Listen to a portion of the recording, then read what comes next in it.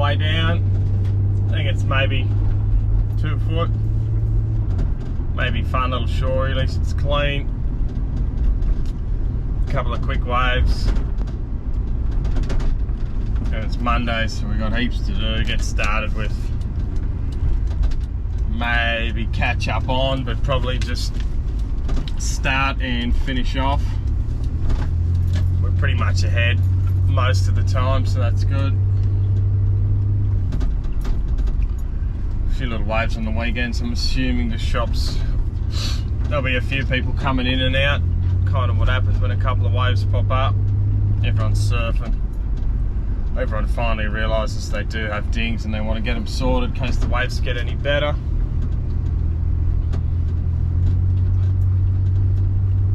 It was the weekend, so you got all your weekend warriors. Fair few kooks. People tend to surf a lot of Cooley and Currumbin on the weekend. You got heaps of people running into each other. It's kind of just what happens.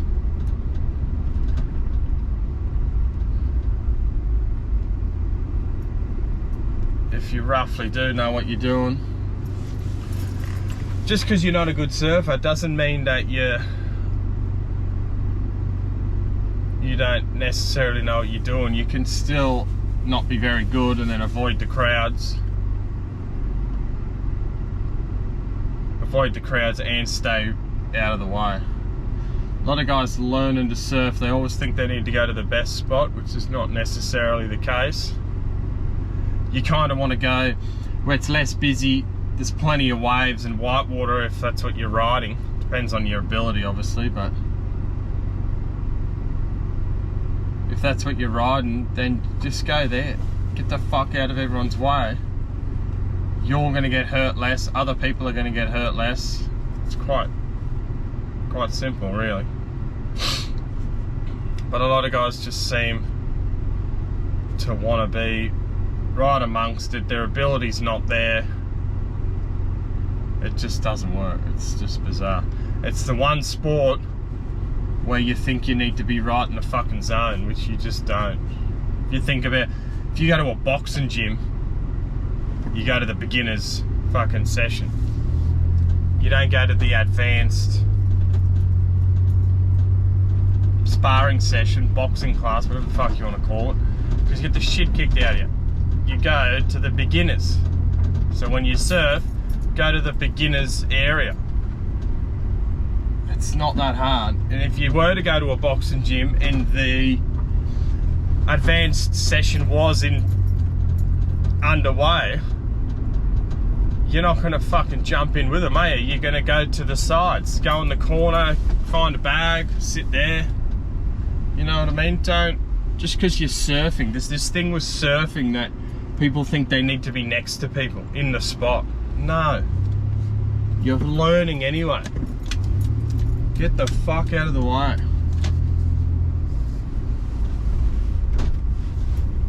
Alright, waves looking fun. Find a park, we'll get at it.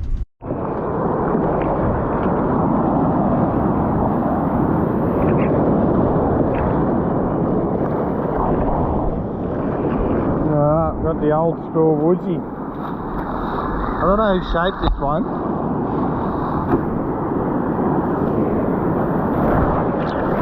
Bought it a while ago. Never got round to surfing it. Probably not the best conditions. But one of those things you're going to end up waiting forever trying to find the right waves for it. So might as well give it a go.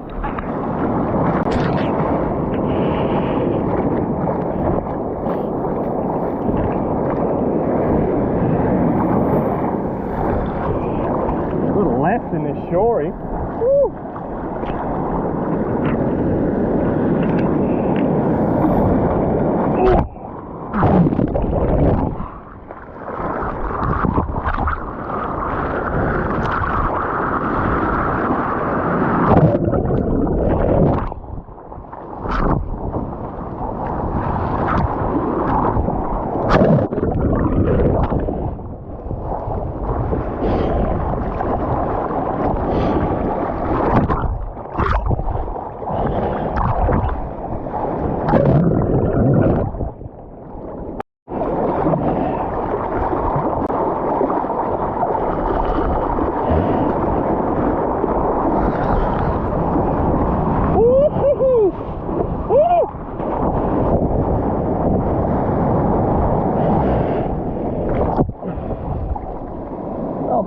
nice wave, it moves. At least it floats.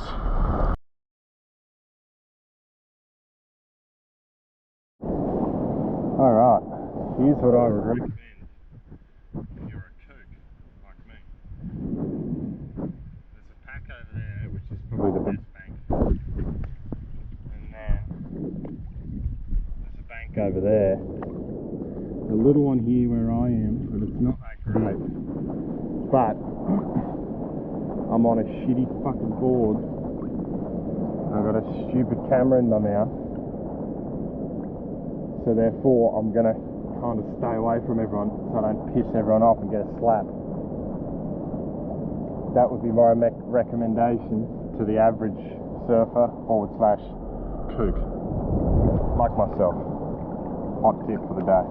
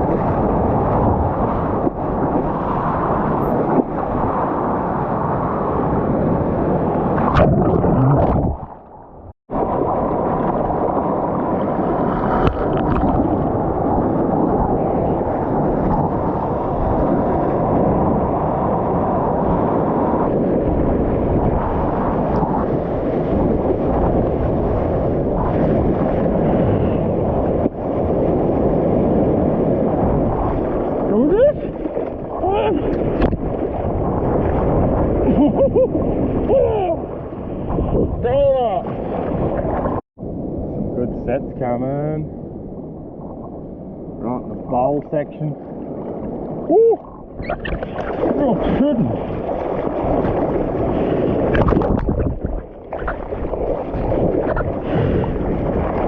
Oh, goodness. Oh, goodness. Oh.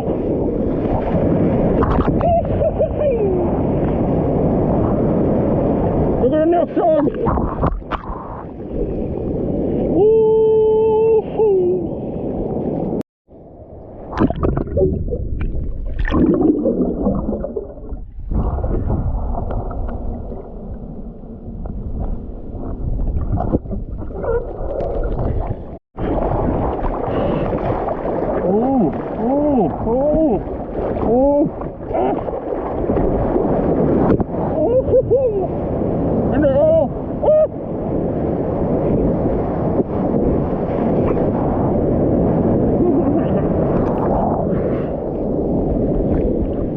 Couldn't get round that one. Really short.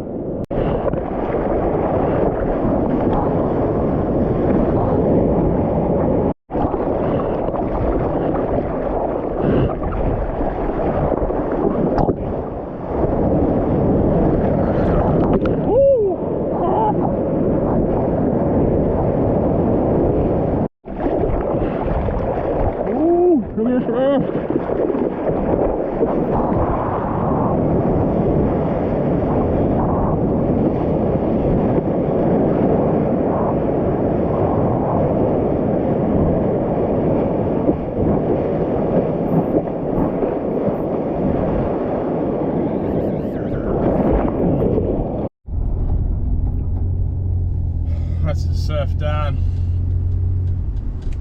Not too bad. Bit of fun. That board worked good. I think it's a 6'5" by about 19, maybe even 2 3/4. Pretty thick. Felt nice. Old school though. A couple of people laughing at me, but anyway.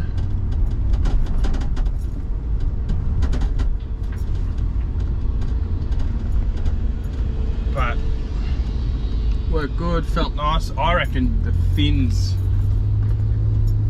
play a big part in that because they seem kind of small. Then it's got the channels as well. It just felt really good.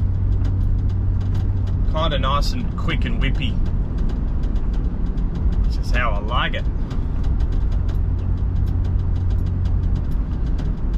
What else? Boxy rails, but that makes it go fast. Pretty nice. I think I didn't make one wave, which is pretty good. Grip pad's pretty far up the board. I don't know who put that on. But then again, back in the day they used to put the leggy plugs so far up. I don't actually know why they used to do that. Maybe because the tails were so thin, but who knows. Felt good though. It was actually, the grip pad was in the right spot though, I'll tell you that. It looked funky, but just in front of the leggy plug, maybe right on top of the center fin, which always works pretty good.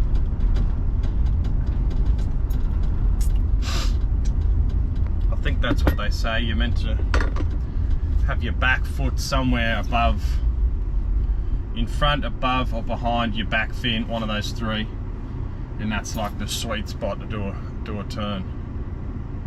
Too far forward, the board won't pivot properly. Too far back, you'll just be flapping around.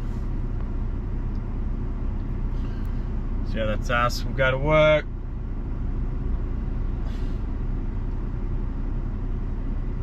Prep stuff, finish stuff, and get rolling for the week. Pass up the nose crease. Can use scraps for this, but I like to use a fresh piece.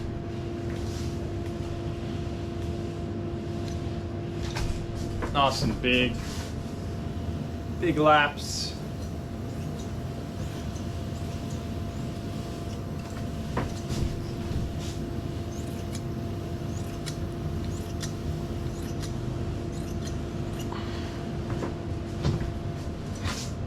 Plenty of angle.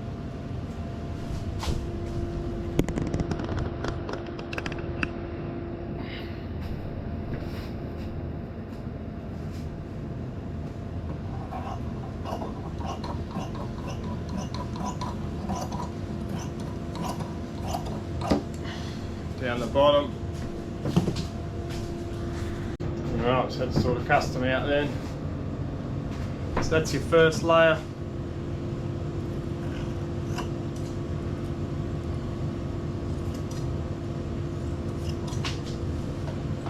I like to curve all my edges.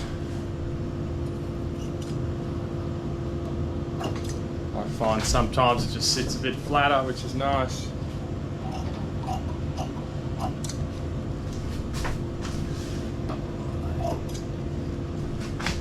Definitely don't have to, but you do each thing and just make your life a little bit easier. It just works out better.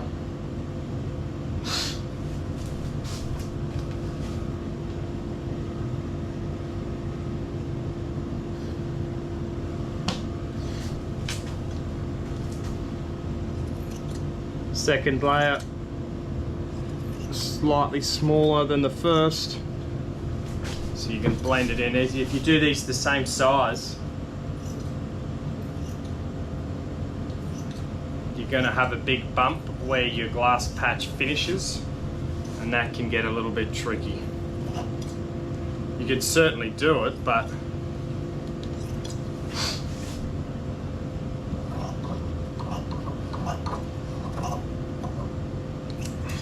if you want to be in the sanding room sanding for hours on end trying to get it flat again, then you're probably going to sand through the original board. I like to do it this way. It just kind of helps me a little bit. This is the way I've always done it. Whole bunch of different ways. Try what works best for you.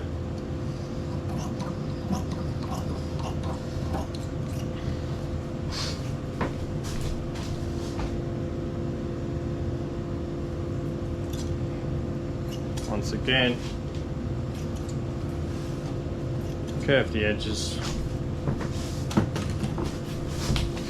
make sure it's going to sit nice, and we're ready for resin.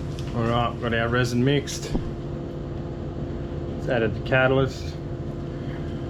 Just going to press it on kind of evenly. Soak it a bit, not too gnarly, but get it all the way soaked so it's in contact with the glass underneath and the Q cell and the ding.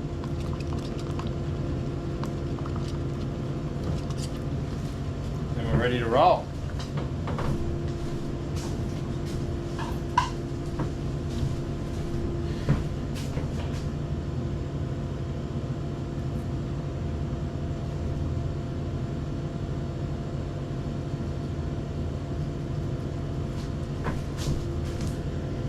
I like to pour it in the middle, and then that kind of holds your glass in place, and then you can work around it. I find if you put the resin here first and then start pulling it in different directions, it warps and changes.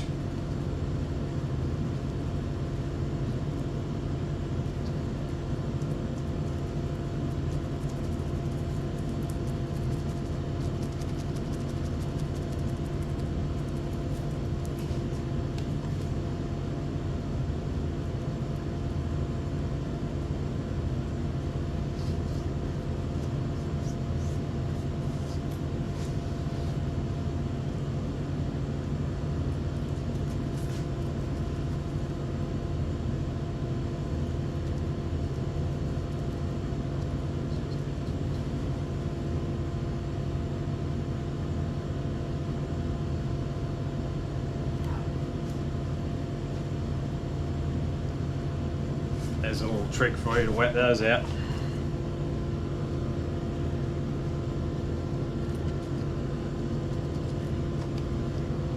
Flip it, wet it out, wet the board.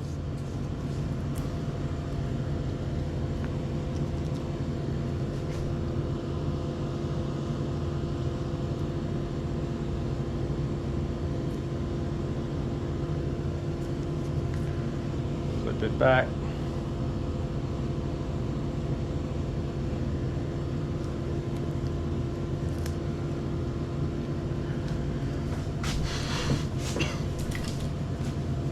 Whenever you're ready, use your squeegee. You could do all of that with the brush if you wanted to. I like to brush it and squeegee it. Feel like it comes out cleaner. Sometimes when I use the squeegee, I scrape out too much resin and it's quite dry. You might get a lot of pinholes that way. Maybe not pinholes, sorry, air bubbles.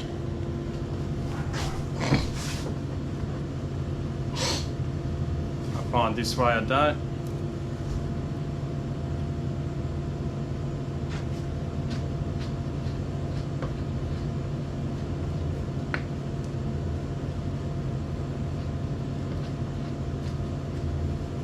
So the first time that I wrap it, I do it gently.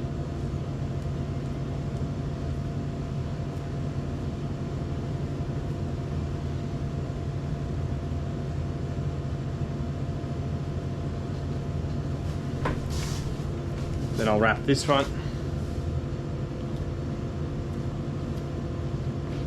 Gently as well. Fuck.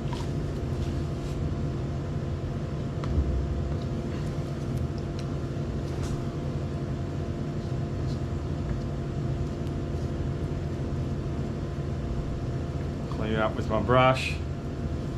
Now I'll go around with my brush and pull it down harder.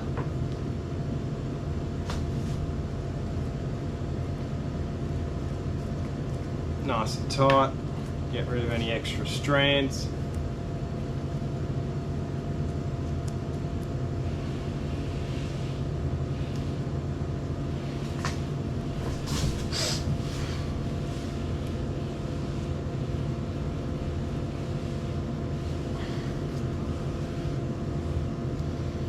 Keeping sure it's all nice and clean. And then we can let it dry. Ready for a filler coat.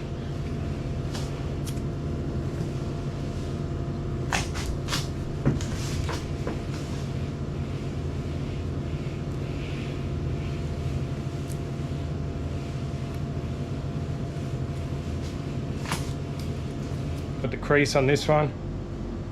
Just going to give it a final finish coat. The finish coat, I do actually set it off a little bit quicker. You just don't want it dripping everywhere around the rails and stuff like that. You want it to sit flat, and then you want it to kick off. Not extremely fast, but medium pace for sure.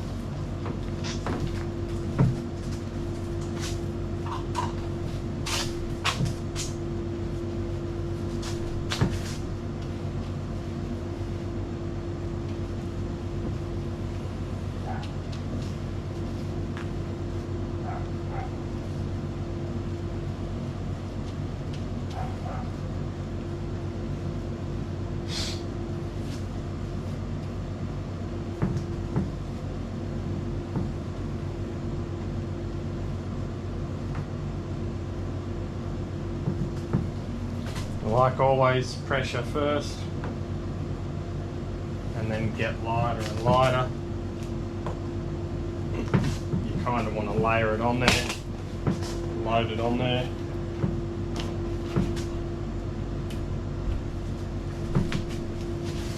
That way it comes up nice. If you do it heavy from the start, you don't get, as in heavy flow, like too much on. You won't get it all in there, which is the main goal of the finish coat. All your pinholes filled, you get it all nice.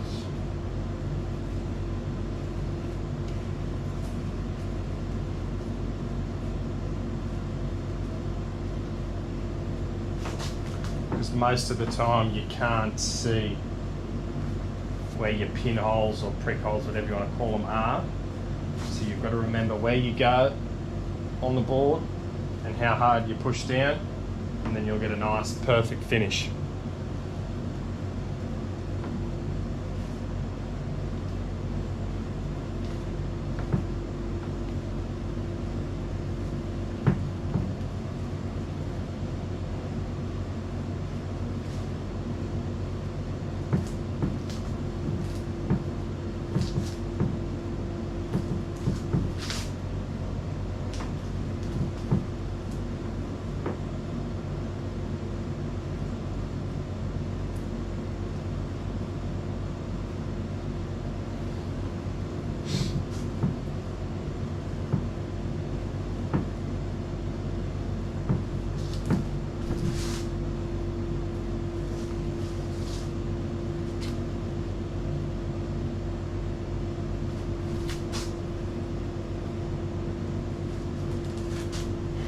Go to different angles,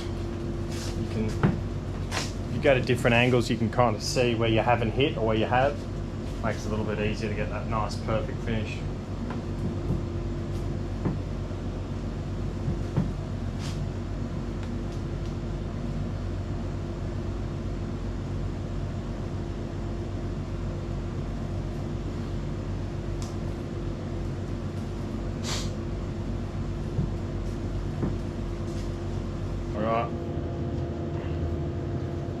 Filler coat our glass. A lot of guys don't do this with dings, they just sand the glass and then finish coat it. But I believe that this bit here makes it stronger, seals it all together, and then when you blend this and then do your finish sand, it just comes out so much nicer. Less sand throughs, less weave, stronger, and in general just lasts longer. So this is the way. I didn't always do it this way. I've been doing it this way probably the past 5 years, and it works an absolute treat. You don't have to, it's just, I believe it's better, stronger. We get a whole heap of dings come in that have been fixed previously, and they're all split right where the Q-cell patch is and right where the glass goes to, and I think it's because they're not doing this stage. They're sanding off too much glass and just making it weaker,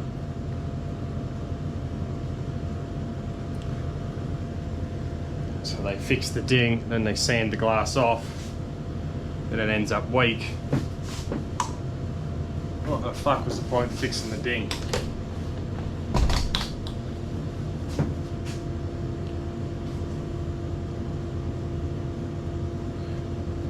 I think back in the day they used to do them like this, and then they would finish sand this part of the repair. So when this resin's dry, they'll finish sand that. Whereas now I will prep sand this with 40 grit I like to use, and then finish coat it, then finish sand it.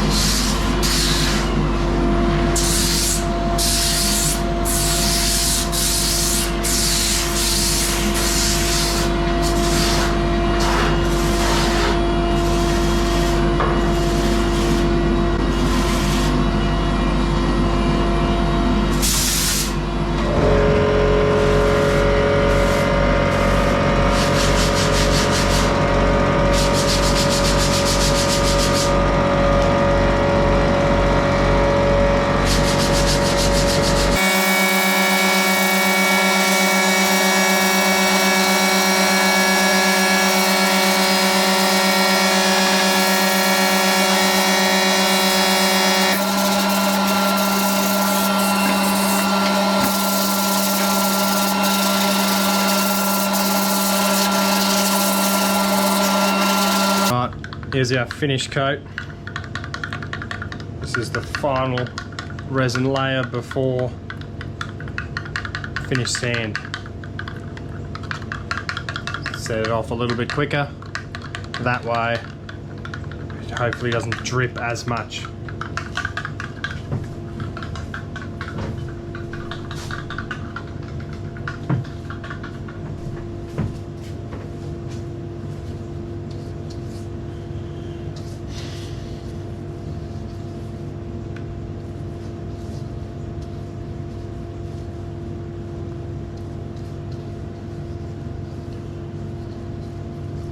Get a layer on there first, push down nice and hard,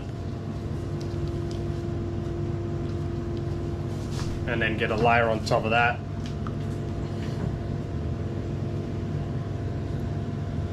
With a bit less pressure.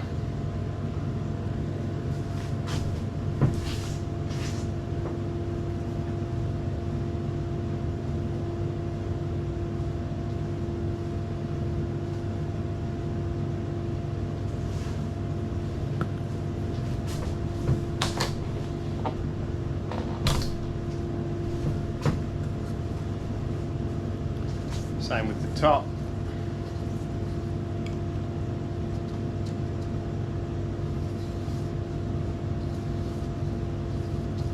Try and push it in all those little holes, air pockets, holes, pinholes, whatever you want to call them, and then get a nice thick layer on top.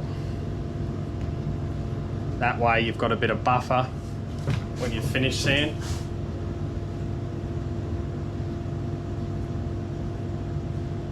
So you don't sand through as soon as the disc hits the filler coat, finish coat.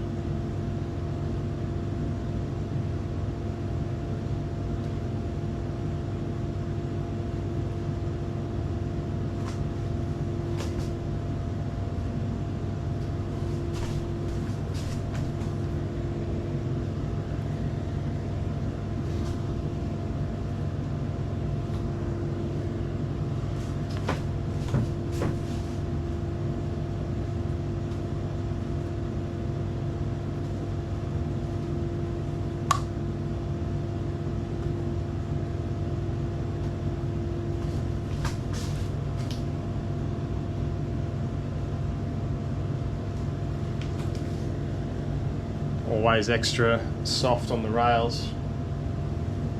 That way you've got plenty of resin on there. If you take off too much resin on the rails, when you finish sand it, you're going to sand straight through, then you're going to have weave straight away.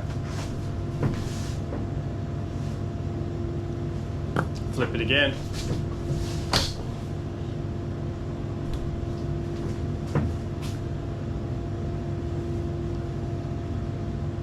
See a lot of guys, they'll filler coat, like I just did, filler coat the bottom, filler coat the top, and then they'll just leave it. But all your drips from the top end up on the bottom, and then it's harder to sand later on. So while it's still going off, flip it a couple of times, get a nice perfect finish.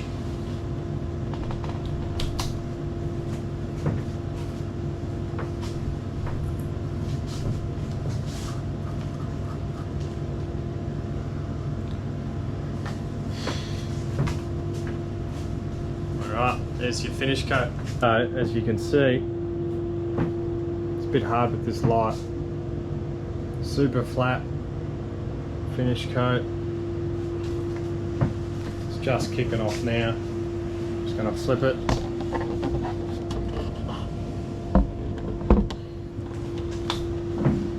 Same on the top. These lights are fucking shit. All wrapped, no drips. Nice and clean, helps with the next stage.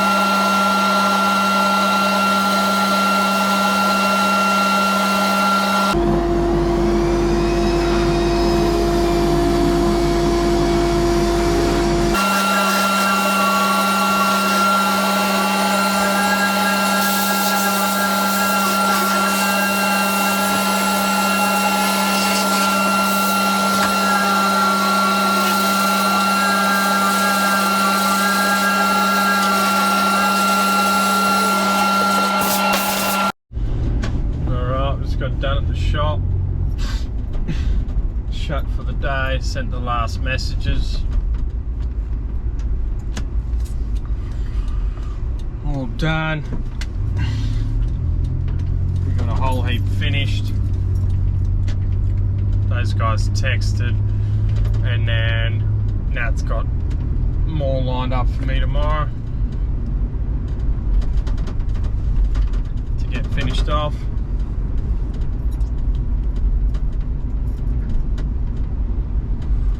And then we'll move on. We've got a heap of epoxy jobs, so they take a bit of time to dry. Just want to get them all set off properly. It's always good to have a bit extra time for the epoxies every now and then. I mean, it shouldn't, but every now and then the scales might fuck up, because you got to mix the epoxy 2 parts to 1, so the scales might fuck up and you might not realise. And I think a lot of people get dramas with epoxies and mixing, so it's always good to have a bit extra time up your sleeve with those ones. If something does go wrong, at least you can scrape it off, redo it, mix up a fresh batch. Mistakes do happen, they're always fixable. So yeah, you learn from your past mistakes, I suppose.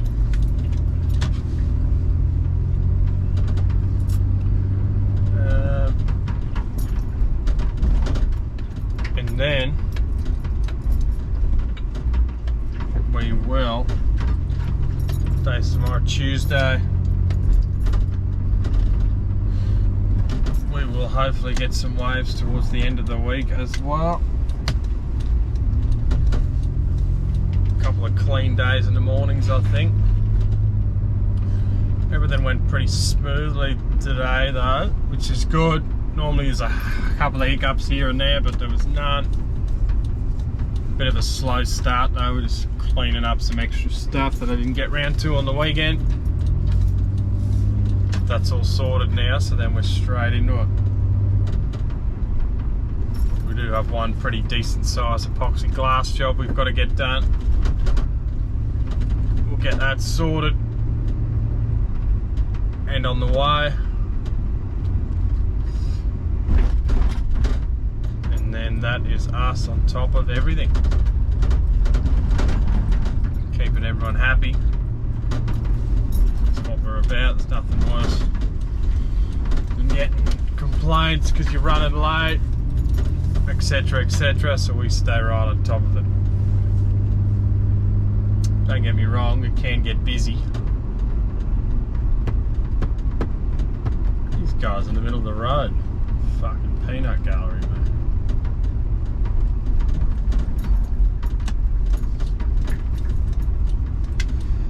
Don't get me wrong, can get busy, but we're pretty careful of what we take on.